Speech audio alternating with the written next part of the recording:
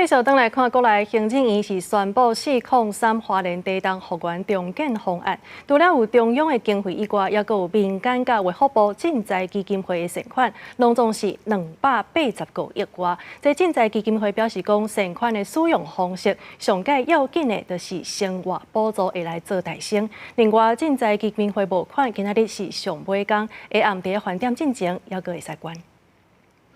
4月初3，花莲大地震灾情严重，灾后重建需要资源。行政院会初二提出4月初3赈灾复原重建方案，总经费285.5亿，会以中央的经费加上民间赈灾基金会募集的善款，加起来的钱来执行重建的工作。04、03地震专案小组相关的部会全部都在小组里面。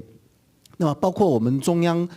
公共设施的灾后复原重建。 补助地方公共设施的灾后复原跟重建，更重要的就是灾民的还有企业的这些的补贴、振兴、减免的相关措施，还有围绕重建辅导团以及花莲重建的办公室也会来成立，就是透过这样的方式全部整合起来，我们可以加速的来推动。卫福部下骹的赈灾基金会表示，因目前的善款使用方式会以目前上紧急的需求为优先，亲像因为地震有人死亡、重伤的家庭，阁有建筑危险，互人搭红单、黄单的住户，会帮助这块对象渡过难关。那未来地方政府编购有需要会延长协助的时间。这个原则底下呢，我们基本上都是生活补助，死亡的这个赈助慰问金，我们从40万提升到60万。对死亡，假如是这个